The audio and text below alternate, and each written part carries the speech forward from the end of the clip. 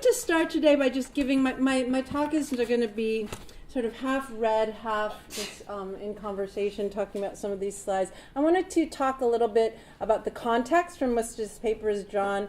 It comes out of the work I've been doing on a book project that I have been writing for 50 years or something like that. It's nearing completion, so thank goodness for that.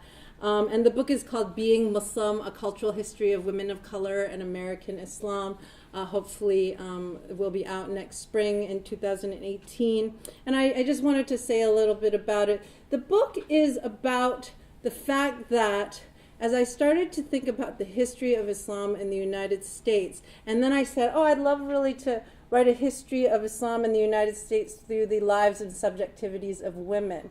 And when I actually got into that topic, into the archive, into what's out there, it became apparent to me right away that if you want to look at historical archives and write a history of U.S. Muslim women, that prior to 1970, every Muslim woman in the archive is black, is African American, right? Pretty much, I mean, if you look in the press, if you look at writings, if you look at public appearances, this is not to say at all, and I'm saying things I already said this morning, this is not to say at all that there were not other Muslim women in the United States. That's absolutely not my claim. There were, immigrants, Arabs, South Asian, etc., who had come.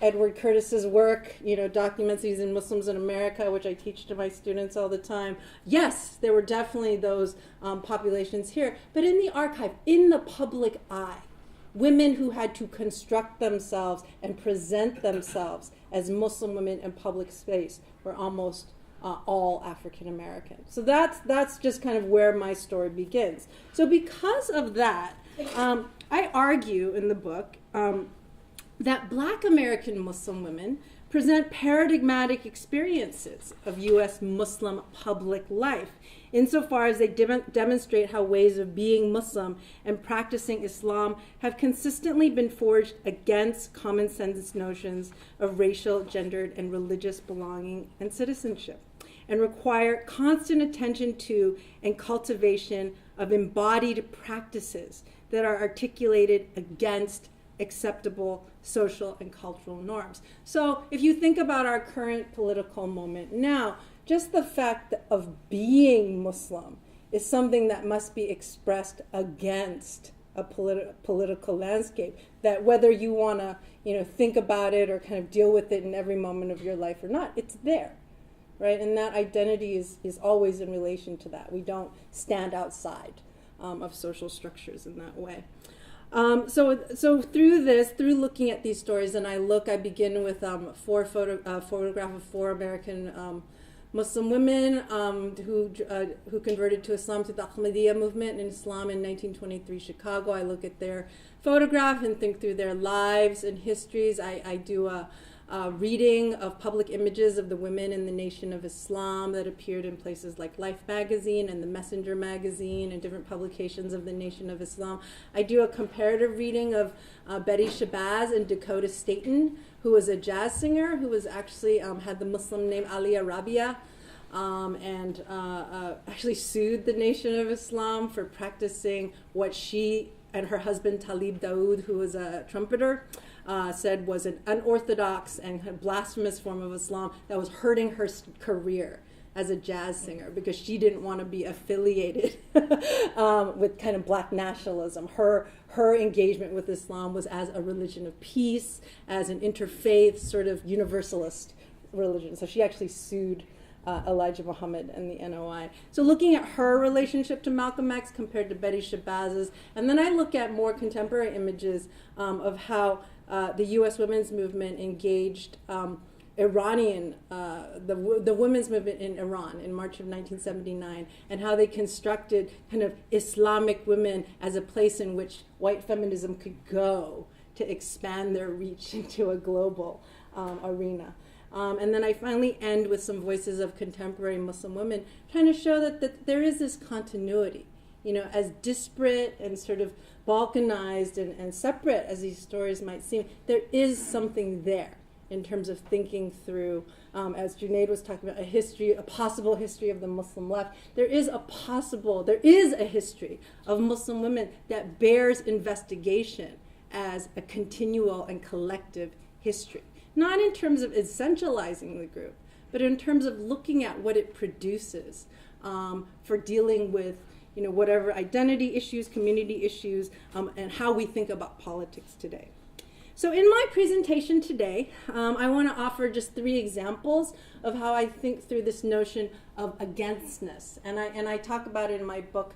I name it affective insurgency, the ways in which Muslim women have always constructed their identities against certain sets of political, social, and cultural circumstances, and how this actually comes to shape their very embodied practices of family life, of things as intimate as motherhood and child rearing and preparing food, and how they organize their homes and friendships and all those things, and then also how they work against the external kind of world public spaces and how they carry themselves in public, how you must kind of think about what is a safe space and what is not when you move around in public. So it is this continual againstness that I name as sort of a central quality of U.S. Muslim women's lives. And what changes is not that againstness. What changes is the set of historical and social circumstances that one must operate against. So that's what I try to articulate.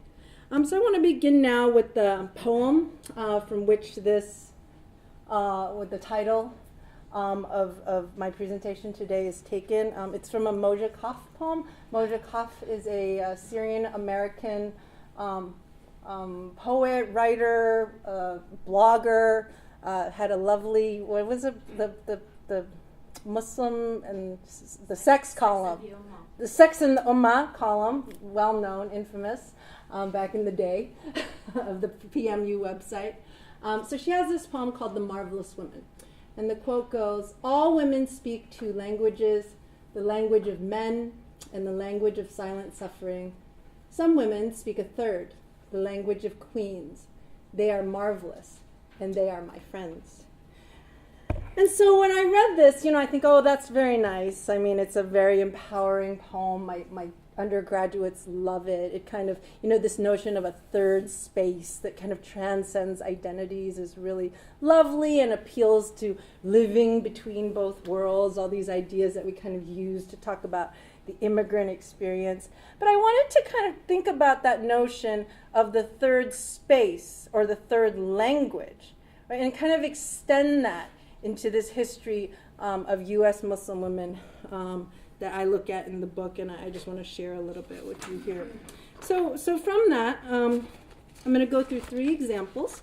The first example is a 1974 poem, and I'll show them in a minute, by Sister Sonia Sanchez. The second is a 2015 essay by a college student at Duke University named Nurhan Al-Sayed. And the third is just the story and an interview I did with a Bay Area-based homesteader, an herbalist, an acupuncturist named Maya Blow.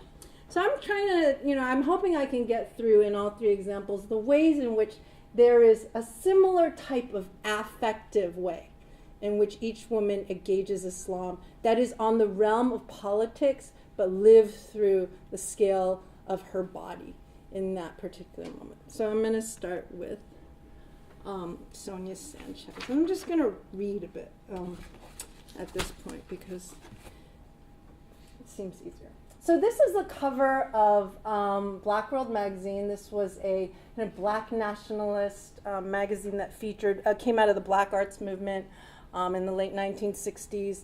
And they featured different types of literature, poetry, etc. And what many people don't know about Sister Sonia Sanchez, I don't know if you are familiar with her work, a very well-known black woman poet. I had the honor of being in residence with her at the Schomburg Center in Harlem last year. She's like in the room and you're like, oh my God. You're talking to Sonia Sanchez. But few people know that she was a member of the Nation of Islam. From 1971 to 1974, and she actually wrote rather prolifically in that period, as a Muslim woman. She wrote many poems. I think she wrote 2 books of poetry, and then she published in journals and things, really talking about her experiences and her aspirations of being Muslim. So this is drawn from one of the poems that she wrote that was featured in Black World magazine, but also was collected in her anthology. I think it's called the Blues Black Magic Woman. And so this poem is actually called We Are Muslim Women. So I'm just going to read it. This is just an excerpt. It's actually a very long poem that's part of an almost 4 to 5 page kind of poem in parts that she writes. So she writes, "We are Muslim women, dwellers in light, new women created from the limbs of Allah. We are the shining ones coming from dark ruins, created from the eye of Allah. And we speak only what we know, and we do not curse God, and we keep our minds open to light, and we do not curse God, and we chant Alhamdulillah, and we do not curse God. We are Muslim women." And the poem goes on, but this refrain of "we are Muslim women" comes back throughout the poem. So the poem first appeared in Black World magazine's 1974 issue. Oh, here's the specific title. Later that year, the piece was published as part of Sanchez's poetry collection, a blues book for blue-black magical women, which she dedicated to her father, Wilson Driver, and her spiritual father, Nation of Islam leader, the Honorable Elijah Muhammad. One of the leading voices of the Black arts movement, and certainly one of its most prominent female writers, Sanchez joined the NOI in 1972 and remained a member through 1975. In a 1989 interview for the documentary Eyes on the Prize, Sanchez said she was initially drawn to the Nation because it represented, quote, the sense of what it meant to be an African-American woman or man, the sense of support for Blackness. In addition, Sanchez continued, it, and she's talking about the Nation of Islam, was the strongest organization in America.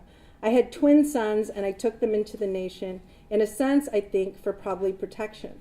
There was a real atmosphere of strength in the Nation. She describes her appeal for Black people and communities who were just becoming, quote, receptive to their own Blackness, and to Black women who were coming into recognition of their own beauty and power. The NOI told Black women, Sanchez continued, quote, yes, I respect your Blackness. I say you are a Black woman, and you're beautiful, and you're queen of the universe. She forcefully conveys this in We Are Muslim Women. Written the year after she joined the NOI, the poem is an unflinching declaration of Black Muslim womanhood and a vow of Black women's beauty and power. We are Muslim women, goes the poem's repeating refrain, as Sanchez intones Muslim as signifier and expression of her and other Black women's embrace of Blackness through Islam as taught by the Honorable Elijah Muhammad. To be a Muslim woman is to be exalted, dwellers in light, shining and new. Later, in the closing stanza of the poem, Sanchez says Muslim women are, quote, moving in the arc of time, women of 1,000,000 years, passing through the door of the world. In those words, Sanchez writes Black women into the creation myth and names Islam as a state of being and political force in which Black people may, quote, speak only what we know, as opposed to trumpeting what they now recognize as the lies and hypocrisies of white America, specifically in regards to Black inferiority. Infused with Islamic imagery, Sanchez's poem renders Muslim women as the corporeal descendants of the divine, created from the limbs of Allah, a characterization which subverts Christian teachings that say women are made from Adam's rib. Full and shining Black female personhood emerges out of the poem's proclamation of Muslimness. This is not an individualized Muslimness, though, so you notice kind of the pronoun she uses throughout the entire poem is we, not I, we, right? In her usage of the plural pronoun we, Sanchez emphasized the collective nature of being Muslim as Black women, engaging together in a moral, cultural, political, and spiritual endeavor for which she states at the poem's end, quote, the earth sings our gladness. She would eventually leave the Nation of Islam. She actually left citing its patriarchal tendencies, and I was able to talk to her a little bit about it, and she said they wouldn't let me be an artist. right? She didn't feel like she had the ability to continue to develop and grow as a poet, right? But she still very strongly identifies with much of the kind of logics and the ethos of Islam, not just through the NOI, but more broadly. And this is not something she's kind of written about more, but she definitely expresses it in her kind of daily life. And so this makes me think about how Sanchez's poem articulates Islam as an effective practice of Black liberation for Black women, not only in terms of public political struggle, but a set of unified moral practices. For example, we do not curse God. Their religious traits, we chant Alhamdulillah, and collective identity formation. We are we. We are not I. We are always we. Spoken through poetry, the proclamation of Muslim women's being in Sanchez's poem is legible because it announces Muslimness against the realities of physical and sexual violence directed at Black women, against notions of Black women as ugly, inferior, unwanted, against the sexism and misogyny of the church and patriarchal interpretations of biblical scripture, and against the degradation and subjection of Blackness and Black people. Muslimness shines, and Black Muslim women dwell in light in the poem because of the darkness of the racist and sexist logics against which Islam refracts itself through the bodies, voices, actions of Black women. In the early 1970s, so at that moment in time, in that configuration of politics, the poem's Muslimness is intelligible because of anti-Black racism, misogyny against Black women, and racist and sexist interpretations of Christian doctrine. Being Muslim, as expressed in Sanchez's poem, is an ethical framework and collective announcement of Black Muslim women's power in the Nation of Islam, in which Islam connotes a holistic practice of Black political, cultural, and spiritual awakening. So we see that her Muslimness happens in that particular political moment, right? It's against what racism is, what sexism is at that time. So I want to jump. How am I on time? Does anyone? 3 minutes. I got 3 minutes. Oh, well, I better jump through. Well, I'll jump. That's fine. That's actually okay. So this is a far more recent quote, and I'll let you read them. I won't read them myself. These are quotes from an article that a young woman named Norhan El-Sayed wrote in 2015, following the murders of Dia Yusur and her sister Razan, the three young people at UNC, was it? That were murdered. And it was a hate crime. So she wrote this article after, and then there was that whole thing around calling the azan on campus. I don't know if you're all familiar with this.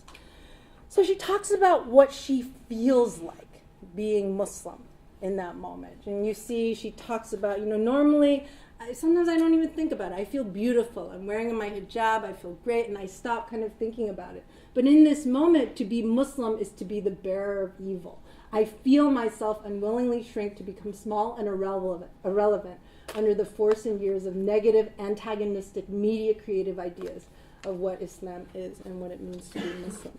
So in El-Sayed's words, you see this very different type of againstness, right? Where she as a Muslim woman is still being she's still navigating and negotiating a particular political landscape. But for El-Sayed, being Muslim means being constantly aware of the distorted stereotypes and misconceptions that mark Muslims, and in particular Muslim women in the United States. To be Muslim, her essay expresses, is to move through the world as an object of scorn and to embody the contradiction of taking comfort in one's faith while knowing that it is this faith or some twisted understanding of it that arouses a brand of animosity, because to be Muslim in post 9/11 America is to be the bearer of evil.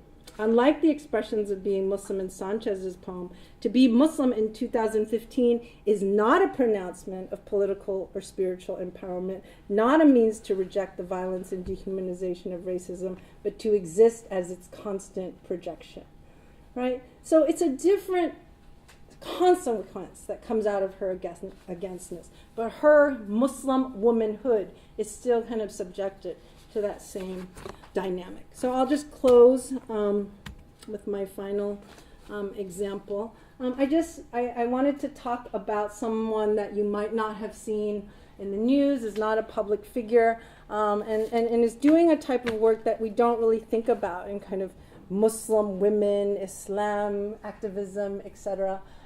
These are slides of a friend of mine, actually, and a woman I've known for some time, named Maya Blow, who has an urban farm in El Sobrante, California. This is Maya down here with her husband, Yasir Cross. They have a farm in El Sobrante, California called Soulflower Farm. And I'll just read the quote from her first, because for the sake of time, I just want to really read her quote, because her words are so much more beautiful than mine. She talks about why she started the farm. She's a mixed race. Her father is African American, her mother is white. She converted to Islam in her early 20s, prior to 9/11, and went down the path of becoming a homeopath, and went through kind of, these different type of political phases of how to, reconcile her religion with her spiritual justice work and activism. And she said, after many years, okay, I'm going to read the quote and then I'm going to be done. After many years of dreaming for the farm, she says, we started asking how we could get Muslims involved. Because as Muslims, we are supposed to be living close to the earth, being in touch with where our food comes from, understanding these things on an innate level. As far as right now, what does Islam mean to me? I definitely consider myself a Muslim. I definitely love Islam. I'm also trying to fit in, as a lot of new information is coming to me about myself and the world. Through each phase of my life that I've been a Muslim, of being Muslim, it's always shaped me. It's always been the backbone. It's always been that sounding board, whether it's in my marriage, my relationships, decisions, etc. Islam is always a comfort. It's a place I go back to where I feel like I have a foundation. I'm just so grateful. No matter where I am in life, no matter what I'm thinking or what I'm going through, there's always something I can get from going back there. As I learn more about different things, even things I didn't think I had anything to do with Islam, I go back and it's right there. There's always so much for me to learn. My curiosities are always overflowing. At some point, I started to realize everything is one. There's only one truth. There's only one. And I just want to close with looking at what Maya Blow and her work at Soulflower Farm is working against that in the Bay Area. And there's so much I can talk about it with people later, if there's any interest. But she's working against this kind of sense of ecological disaster that we live in at this time, against the Anthropocene. This notion that we must kind of go back to growing our own food and tending the land and putting our hands in the dirt in order, as a form of social justice practice. She's working against gentrifying forces in the Bay Area that are taking land literally out of Black and brown people's lives in neighborhoods they've invested in for years and years and years. All of this she sees as connected to her spiritual practice, and this is her way of being Muslim in the 21st century. So I just wanted to end by saying, I believe that there is a third language. I also believe there are many more iterations of that language to come that we can see and hear through these stories and voices of Muslim women in the United States. Thank you.